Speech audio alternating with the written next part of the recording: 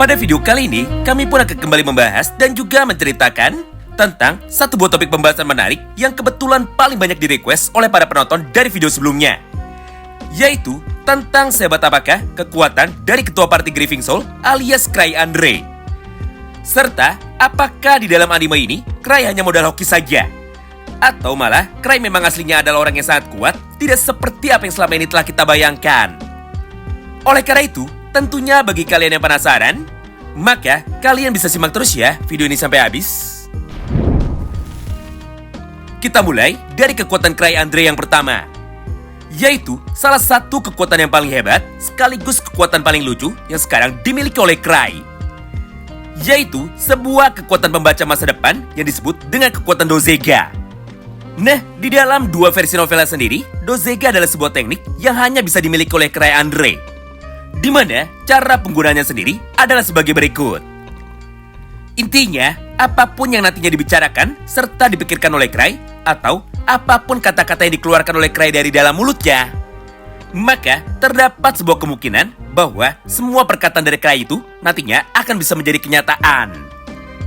Walaupun pada dasarnya kekuatan Dozega ini sangatlah luar biasa kuat, tapi faktanya terdapat beberapa kekurangan yang kebetulan saat ini terdapat pada teknik Dozega.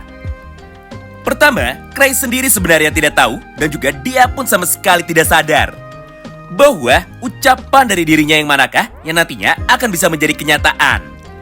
Atau dengan kata lain, Dozega aktif secara random tanpa bisa dikendalikan oleh Cry.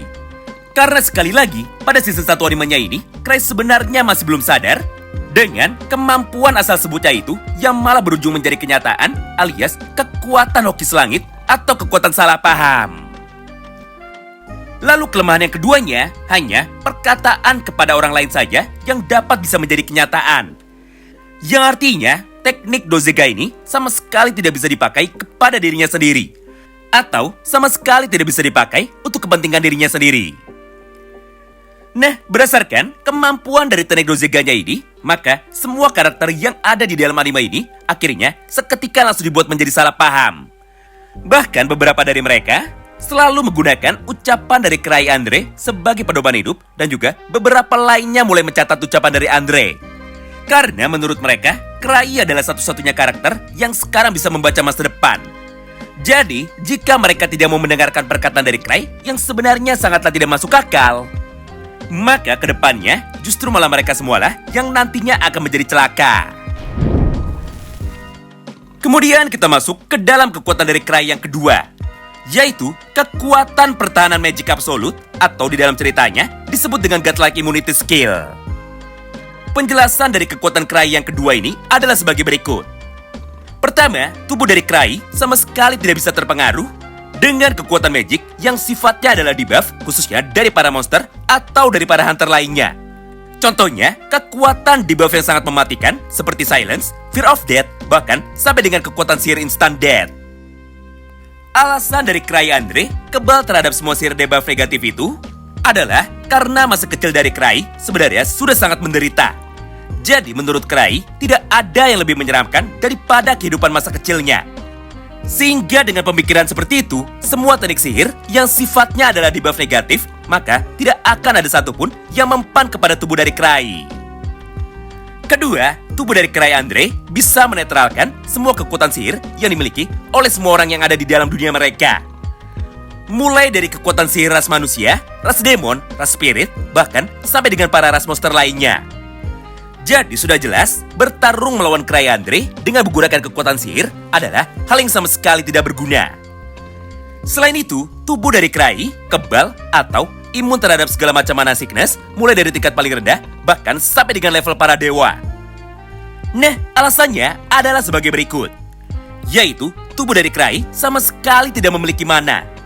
Jadi, segala bentuk serangan yang menggunakan mana, atau segala bentuk serangan yang fungsinya adalah untuk bisa memanipulasi mana, maka hal seperti itu lagi-lagi tidak akan pernah berguna kepada tubuh dari Cry. Bahkan ketika Cry bertarung melawan makhluk dari dunia lain, yaitu melawan Mother Fox yang kebetulan memiliki level paling tinggi, yaitu level 13, maka Cry pun bisa mengalahkan Mother Fox itu dengan sangat mudah sebanyak 2 kali berturut-turut hanya dengan seorang diri. Disinilah letak kesalahpahaman yang selanjutnya.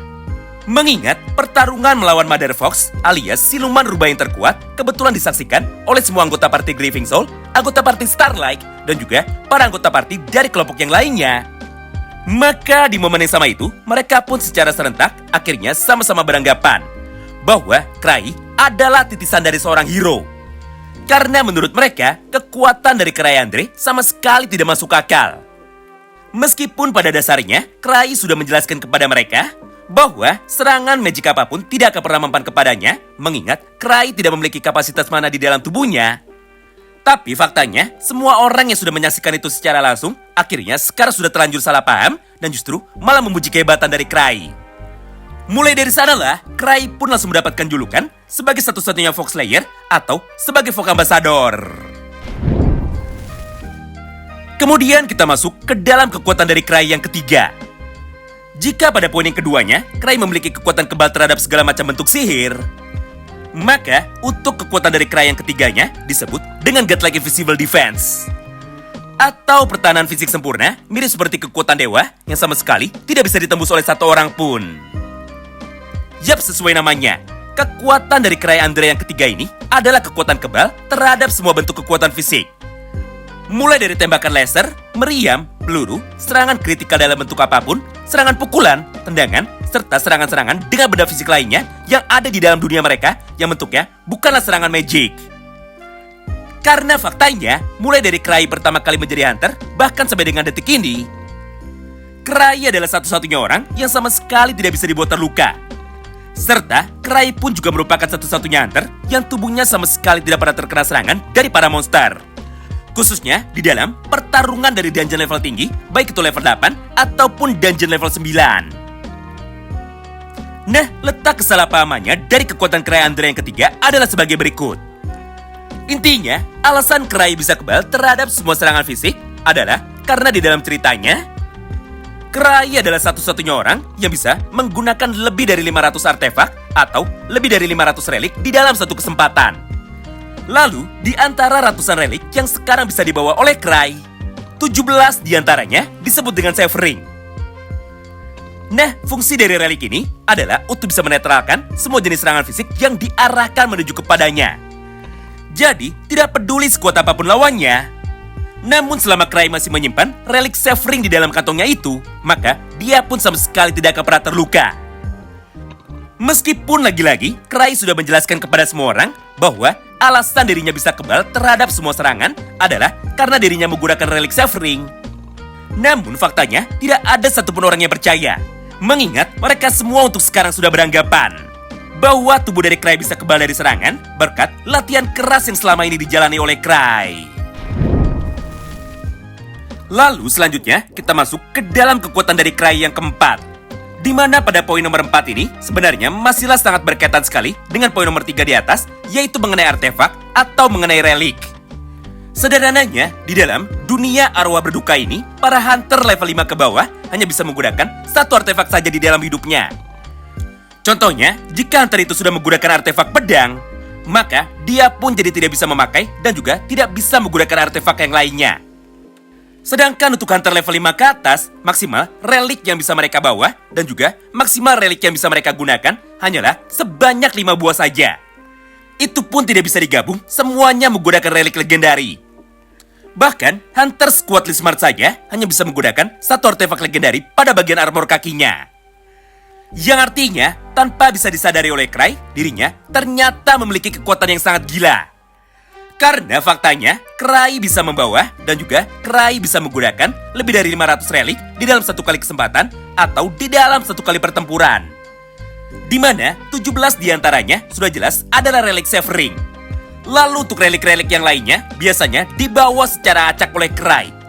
Baik itu disimpan di dalam kantongnya, di dalam bajunya, atau digunakan pada bagian tubuhnya yang lain. Bahkan jika tubuh dari Cry sudah penuh, maka Cry pun akan menggunakan satu buah kantong besar lagi untuk bisa membawa semua artefaknya itu menuju ke dalam dungeon. Nah, menarik ya, tingkat affinity Cry terhadap semua reliknya itu sangatlah luar biasa besar. Atau dengan kata lain, ketika para hunter lainnya hanya bisa menggunakan kekuatan dari satu buah relik sebesar maksimal 50% saja, Maka Cry pun bisa menggunakan kekuatan semua reliknya, entah apapun itu bentuknya, dalam kapasitas full power atau selalu dalam kapasitas 100%. Ditambah, tubuh Cry pun sama sekali tidak bisa lelah ketika dirinya menggunakan relik. Jadi wajar saja jika Cry bisa menggunakan lebih dari 500 relik di dalam satu kesempatan. Nah, disinilah letak dari kesalahpahamannya. Karena di dalam dunia mereka, batasan dari para hunter lainnya adalah hanya bisa menggunakan maksimal 5 buah relik saja. Maka, semua karakter lainnya yang ada di dalam anime ini akhirnya seketika langsung menganggap bahwa semua kekuatan yang digunakan oleh Cry adalah kekuatan dari dirinya sendiri, bukan kekuatan dari relik. Serta, semua relik yang saat itu digunakan oleh Cry hanyalah sebuah aksesoris saja tanpa ada gunanya. Mengingat ketika ada orang lain yang saat itu mencoba untuk bisa menggunakan salah satu relik dari Cry, maka relik itu menjadi sama sekali tidak berguna dan juga tidak memiliki efek sama sekali. Berdasarkan hal itu, maka di dalam dunia mereka, relik bukanlah sesuatu hal yang sangat penting. Sehingga satu-satunya orang yang selalu mengumpulkan relik dari dalam dungeon hanyalah Cry Andre saja. Bahkan di dalam gudang guildnya itu, Cry pun sudah menyimpan lebih dari puluhan ribu relik yang didonasikan oleh para hunter lainnya atau dibuang oleh para anggota party lainnya karena mereka sama sekali tidak bisa menggunakan kekuatan dari para relik itu. Nah, tentunya selain keempat kekuatan utama dari Cry Andre tersebut, sebenarnya masih banyak lagi kekuatan-kekuatan baru dari Cry yang ada pada versi novelnya. Tapi, karena semua kekuatan itu tidak akan muncul di dalam season 1 animenya, maka kami pun tidak akan membahasnya sekarang, karena isinya akan mengandung banyak sekali spoiler keras. Sebagai gantinya, tentu saja bagi kalian yang tidak masalah dengan spoiler, dan juga ingin tahu kekuatan apa saja dan juga kesalahpahaman apa lagi yang nantinya akan terjadi kepada Cry Andre, maka kalian bisa simak lagi video bagian yang keduanya nanti. Terima kasih banyak yang sudah simak video ini sampai habis, dan salam baku hantam.